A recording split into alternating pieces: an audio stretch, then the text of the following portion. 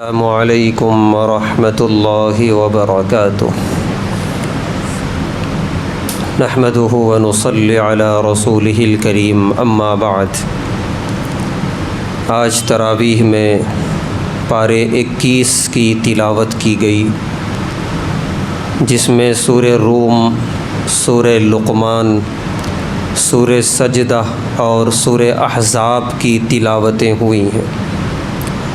بالکل پارے 21 کے شروع میں اللہ تعالیٰ نے نماز کا تعارف کراتے ہوئے فرمایا ان الصلاۃ تنہی عن الفحشاء والمنکر، کہ بے شک نماز روکتی ہے فحش کاموں سے، منکرات سے۔ فحش یعنی بڑے گناہ، کھلے ہوئے گناہ، منکرات چھوٹے گناہ یا چھپے ہوئے گناہ۔ نماز ان گناہوں سے، ان برائیوں سے روکتی ہے۔ یہ نماز کی بہت بڑی خصوصیت ہے کہ آدمی جب نماز پڑھتا ہے اور پڑھتے ہی رہتا ہے، ایک دن اور 2 دن کی نماز میں سارا نتیجہ نہیں آئے گا۔ ڈاکٹر کی 1 یا 2 خوراک دوائی میں مکمل شفا نہیں ہوتی، کھاتے رہنا پڑتا ہے۔ تو اسی لیے علماء نے لکھا ہے کہ شروع میں نماز عادت ہی صحیح پڑھو، عادت کے ساتھ ہی، عادت کے بعد پھر وہ عبادت بنتی ہے۔ ایک وقت ایسا آتا ہے کہ پھر نماز پڑھے بغیر سکون نہیں ملتا، جب نماز کا وقت ہو جاتا ہے تو یہ ہے عادت اب عبادت بن رہی ہے الحمدللہ۔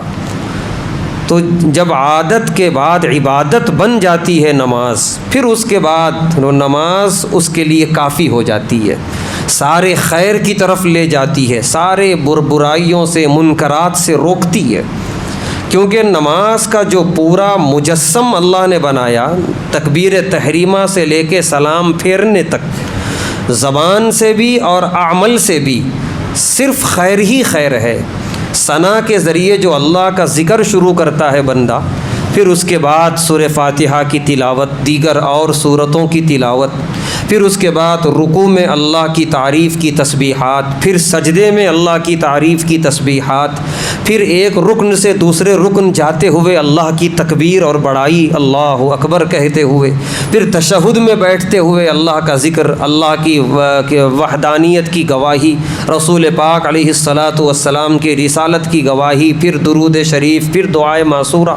یہ سب زبان سے ذکر ہی ذکر ہے، زبان بالکل لبریز ہو جاتی ہے اللہ کے ذکر سے۔ اور پھر عمل سے، اپنے اعضاء سے، جب آدمی قیام میں ہے، بڑی عاجزی کے ساتھ کھڑا ہے، شاید دن بھر کسی کے سامنے ایسی عاجزی سے کبھی کھڑا نہیں ہوتا ہوگا، پھر اس کے بعد جھک رہا ہے، رکوع میں جا رہا ہے، پھر انتہا کر دیتا ہے اپنی عاجزی کی، وہ سجدے میں چلا جاتا ہے۔ اپنی پیشانی، جو انسانی پورے جسم میں سب سے شان والی چیز ہے، پیشانی اور ناک، اس کو بالکل ٹکا دیتا ہے زمین پہ رب کے سامنے۔ اور جب بیٹھتا ہے تشہد میں تو بڑے ادب اور احترام کے ساتھ سارے اعضاء اور سارا ذکر انتہائی لبریز ہے اللہ کی اطاعت میں، اللہ کی عبادت میں، اللہ کی فرما برداری میں۔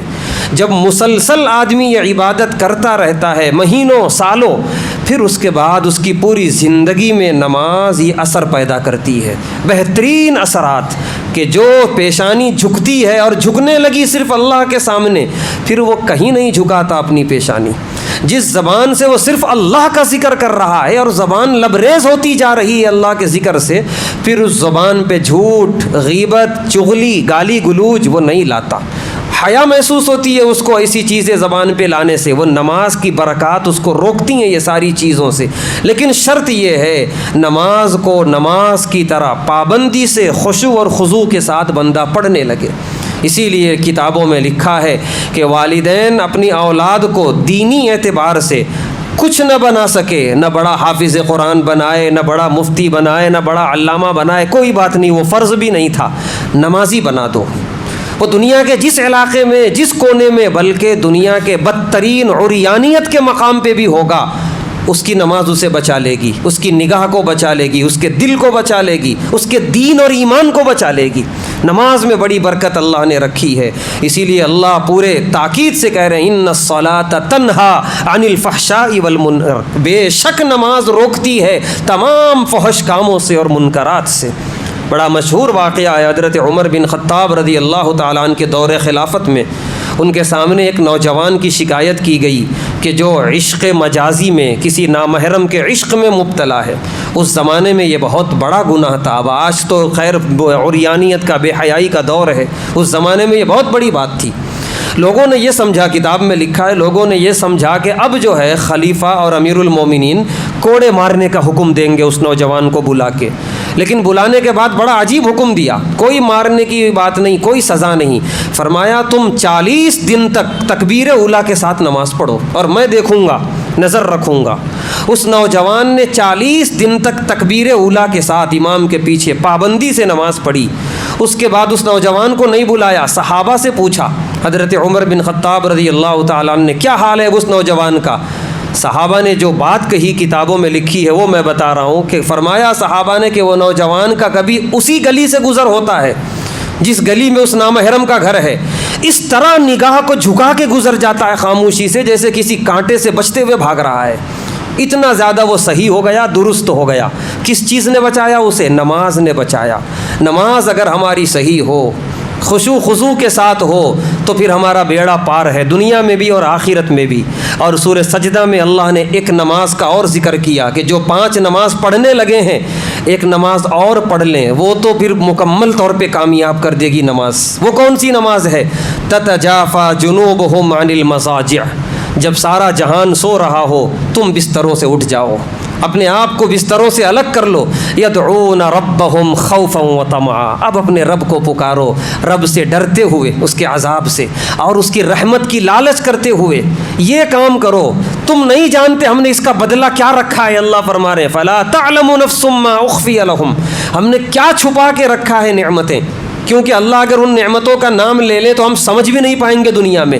ساری نعمتیں جنت کی ہمیں نہیں معلوم دنیا میں کیسی ہیں اور کیا ہیں۔ من قرۃ اعین، اللہ نے فرمایا بس تمہاری آنکھیں ٹھنڈی ہو جائیں گی، تمہارا دل پرسکون ہو جائے گا، خوشی سے جھوم اٹھے گا ان نعمتوں کو دیکھ کر۔ جزاء بما کانوا یعملون، یہ بدلے کے طور پہ ملے گا تمہارے اس عمل کی وجہ سے۔